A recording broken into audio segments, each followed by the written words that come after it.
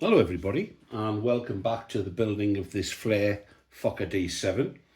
The wings have now been completed, other than a few little bits of refining work that needs to be done.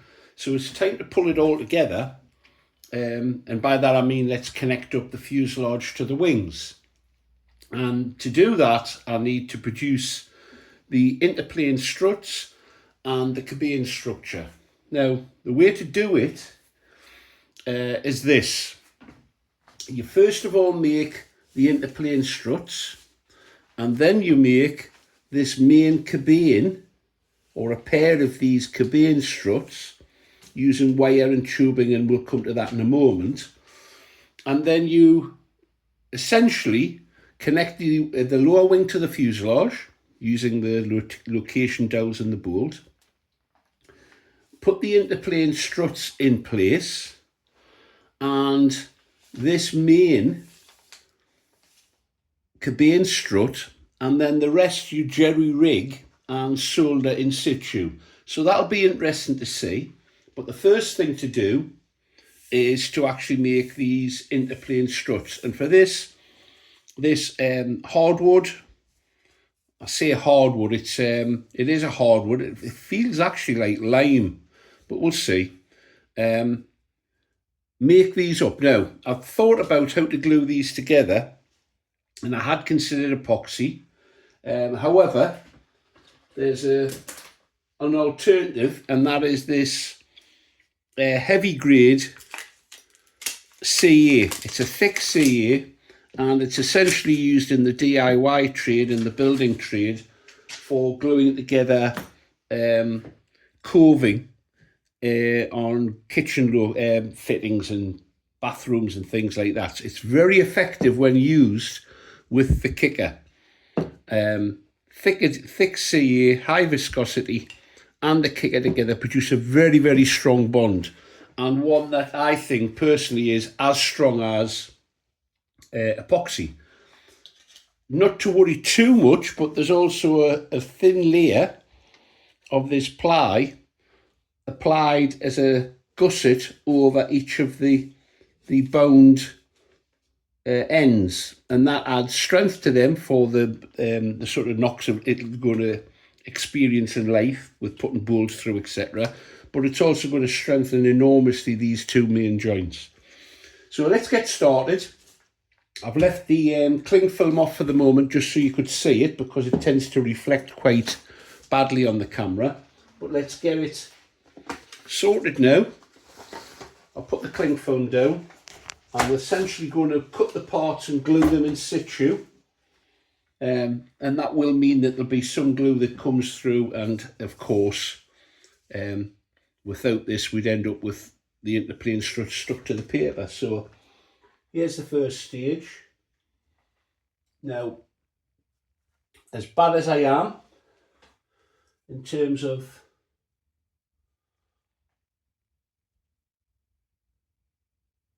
excuse me, I'm concentrating, so I kind of talk and concentrate at the same time. As bad as I am at losing pencils, I've got a supply ready. I'm going to cut these up and get the whole thing pinned down now. So let's crack on.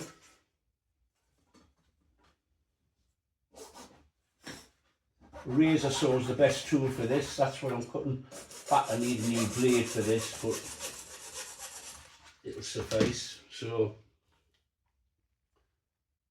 there we go.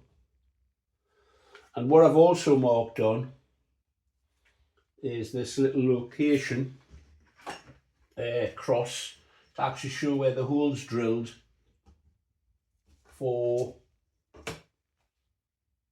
the actual bolts that bolt the wing to the structure. So we'll mark those on now before we glue it all together. And obviously they'll be rounded up and tidied up. So that's the first one. That's fairly straightforward. Now the next one, it needs an angle cutting on it. So this is where I need to take care. And to do that, I'm going to place this one over the top. making sure it's within the lines.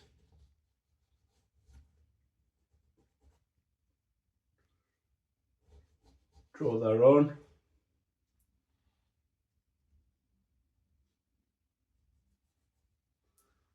I'm going to cut on the inside of this line, because obviously the thickness of the line alters it. We'll get that cut off, and for cutting that it needs a nice clean joint edge, so I'm going to cut that with a Stanley knife or a new blade in it. So I'll cut that now, and we'll see if it matches up, and then we'll get this pinned down. Just cutting it off camera.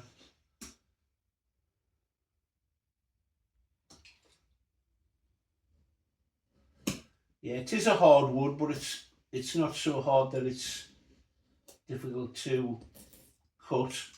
And it also has the other advantage that it's got a bit of flex in it. If I use something like mahogany, mahogany tends to be rather brittle.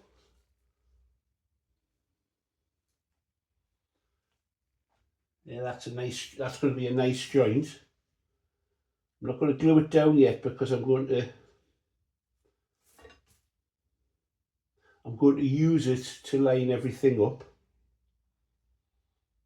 That's a nice joint. And then the other piece, well, this is handy, as long as I don't make a mess. There's enough material in the tool ends to do the two cabins, no shortages, which is always a pain. Line everything up. Line everything up. I'm leaving a surplus on there.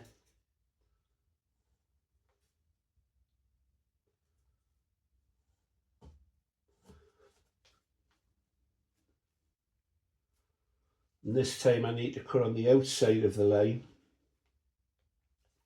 on this side, so that's the waist. So I'll cut that off.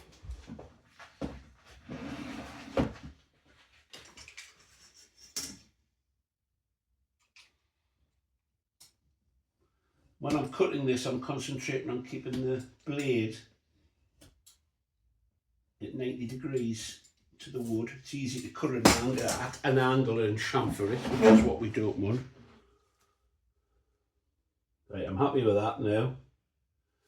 So what I'm going to do is pin this up so that it can't move about, and then we'll get the first interplane strut done. So pins to hand.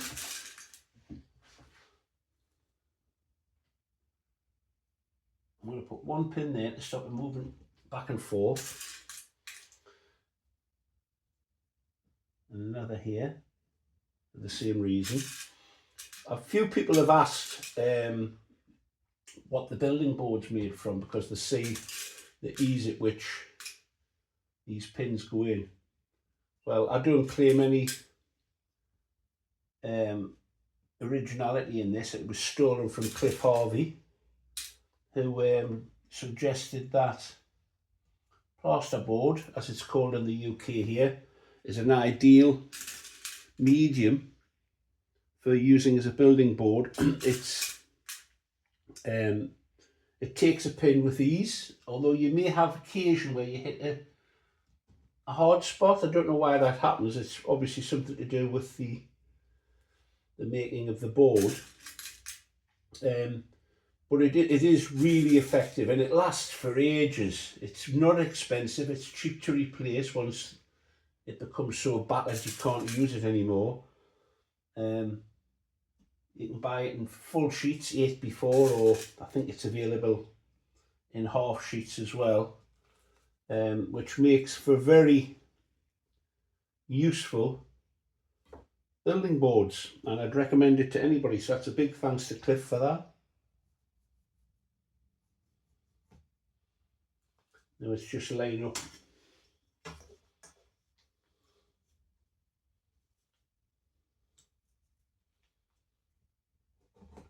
Because they give a good reference.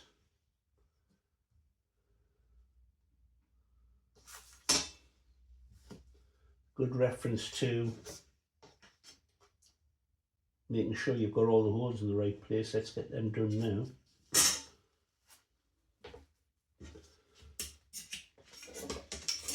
And there is no incident on these wings when you set them up. They're set up at parallel to one another.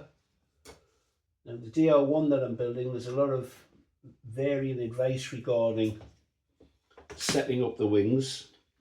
On the triplane, the upper wing should have a slight negative incidence. I think on my build I've got more than I need. We'll see how that pans out. I'll know the first time I open the throttle and we start climbing. The logic is that if you do it like that, it doesn't stall first. The upper wing's the last wing to stall.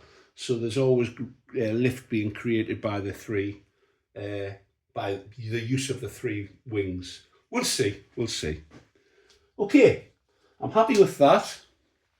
What I'm going to do is just slide that out now. I'm going to apply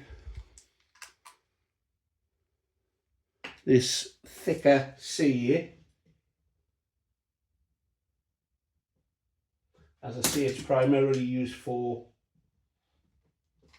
gluing together coving, so it needs to be robust. And the way I personally use it is put the glue on one, give it a zap with the activator, which helps massively. Yeah, this isn't a clever idea, I know. Wiping it with my finger, and then another zap, and that's it. That is literally going to be glued together now, and that's the big advantage of using this. A disadvantage, of course, would be if I felt that it wasn't strong enough, but that isn't the case. I think it is equally as strong as epoxy, at least in the applications I've used it for. So I've got no qualms in using it like that. Back in the day, you know, that's exactly what we would have used epoxy, but I think, as I've said before, I'm very impressed with how adhesives have developed. Just measuring that to length. Obviously these will be nicely rounded. Yes, adhesives have developed massively in the time that I've been modelling, so I'm talking about maybe the last 40 odd years, nearly 50 years. Well, yeah, probably 50 years actually.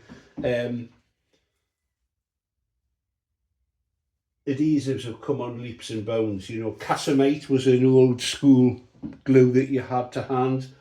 The epoxy was the result of some poor horse meeting a demise, I think. There was very limited glues. I can remember the excitement when PVA was introduced as an adhesive.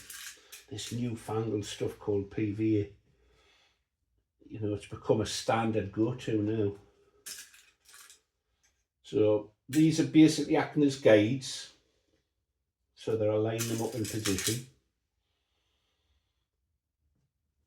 There we go, and I'll slide out now. There we go. Apply the adhesive to this surface. Give this a blast.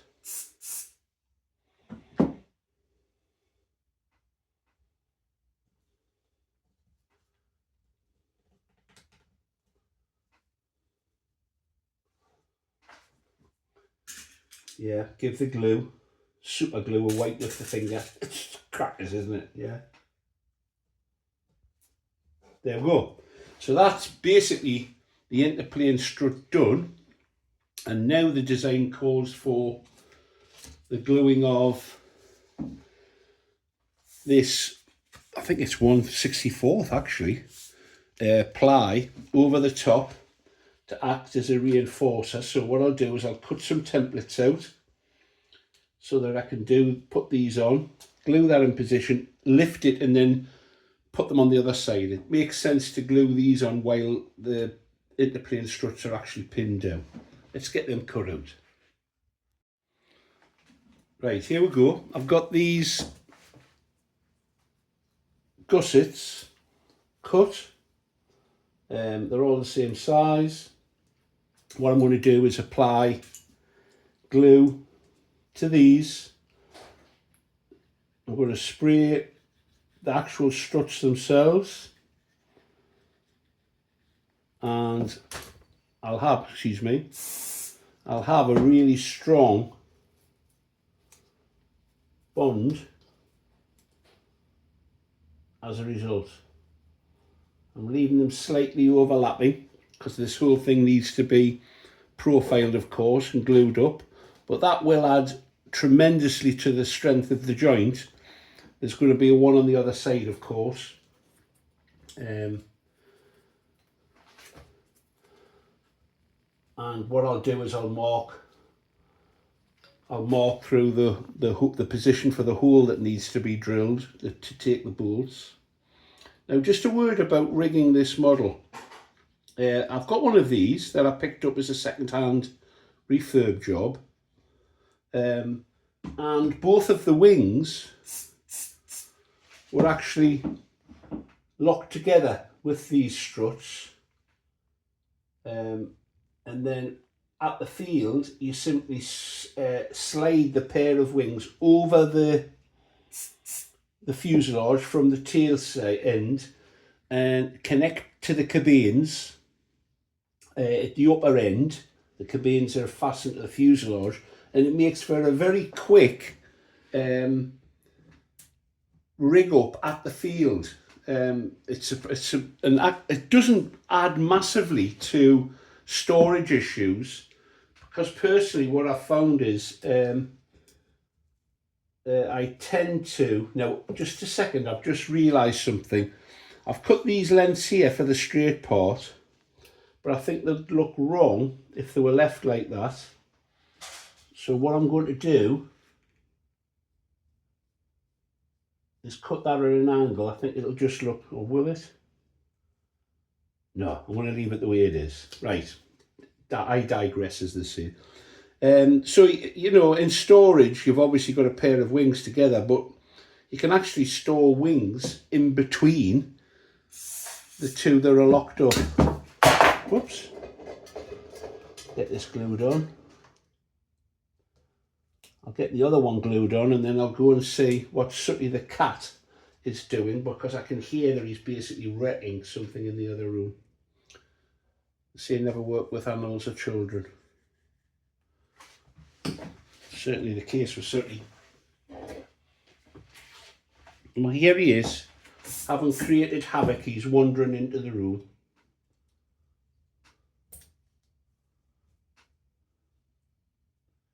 He seems to enjoy sitting on the workbench, despite all the rubbish that's here. He seems to have a thing for plonking himself down in the middle of everything. Right on cue, he's having a wander about now. Right, I'm going to mark on again the positions for these. So there's one. There's the other. Needs to be a bit higher. Now why have I drawn it as low as that? Sorry.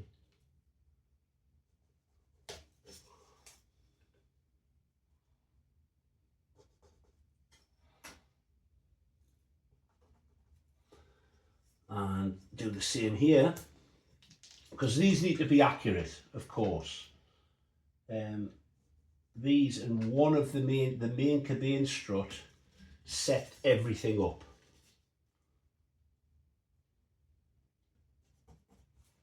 And then one more here. So yeah, I can see you, what you're up to. Right, there we go. Now I can lift this immediately off the board because it's glued instantly. Flick it over and put the gussets on the other side, and then we have the Interplane struts done. Yeah, so sort of, there you go. There's some gluing occurred, and that would have been on the plan and ruined it. So there we go. Add them onto the other side, and that'll be a very strong structure.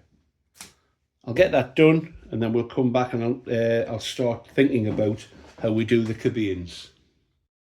Okay, so now that the spars have been made, although they haven't been cleaned up and rounded, we need to make the attachment points and fix them in the wing. Now for that purpose, the kit comes with these blanks, which you use the end part. There's a hole pre-drilled, but it's actually not big enough for the bolts that need to go through, and you have to solder a nut to each of these fixing points. We'll do that, but there's also another little bit of work to be done. These are the anchors that glue into the ribs and support the little metal tabs.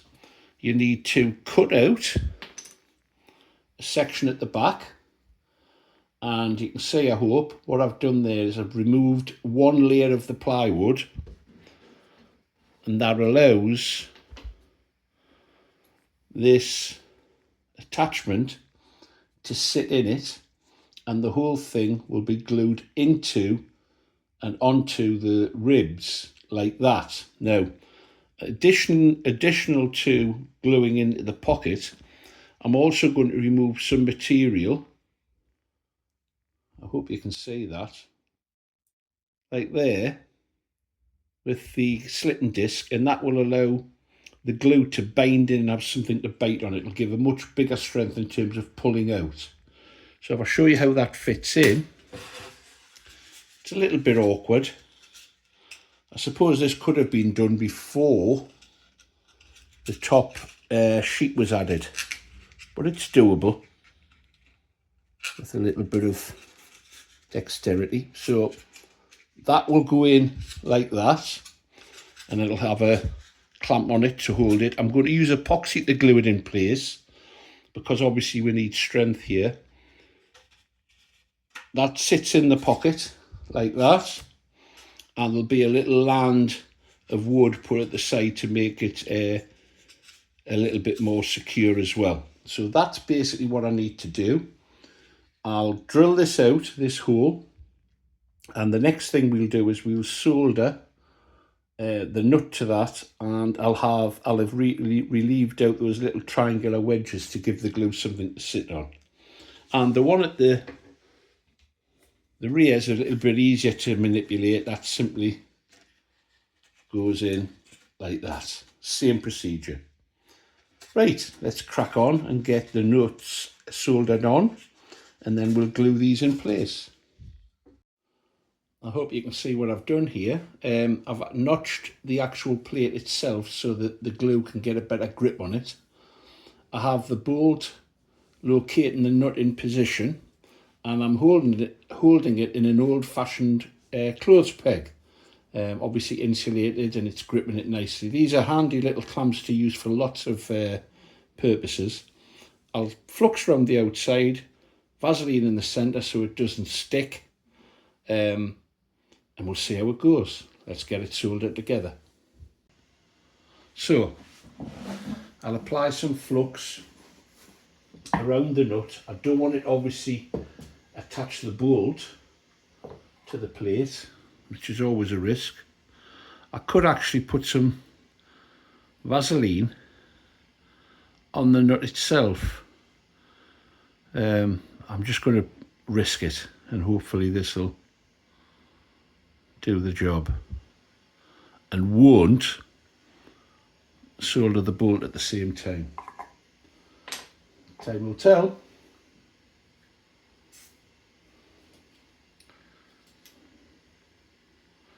Let's apply some heat.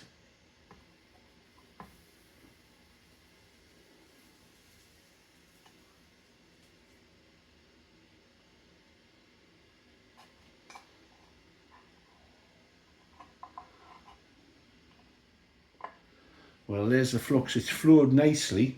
I'll have to let it cool down, and hopefully the nut will come out, the bolt will come out rather, and the nut will stay where I want it to stay. Let's check in a second. Well, that's worked. I was lucky. I think next time I will actually put some Vaseline inside the threads. But there you go. It's now just a case of applying some epoxy. getting it all clamped in position, and we'll do that now. Right, let's get this little sucker glued in. So what I'm going to do is apply epoxy to the whole of the surface and to the pocket.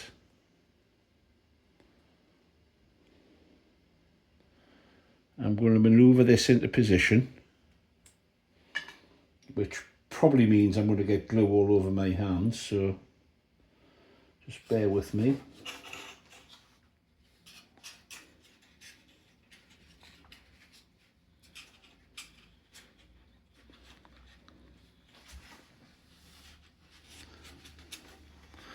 Ah, well, that wasn't too bad actually. I've got that in position. Now, I've applied glue to that. The nut goes on the inside, so I'm going to apply glue to the other side here, and then really it's just a case of sliding it in and clamping everything up as far as it'll go. Close peg clamp. There we go. Hopefully you can see that. That's one fixing point done. Now I obviously have to repeat that for the other remaining 3 for the lower wing, 4 for the upper wing, and then the 4 cabane locating downs, which are plates, which are all done in exactly the same way. So I think we'll leave it at that, this video. It's got long enough. And in the next video, we'll actually rig everything up and square everything up. Hope you've enjoyed that, folks. If you have, please give it a thumbs up. If you haven't subscribed, why not do so? And then you can watch the rest of this journey, plus a few other modelling adventures as well. Have fun, folks. Get creative. If you can get flying, get flying.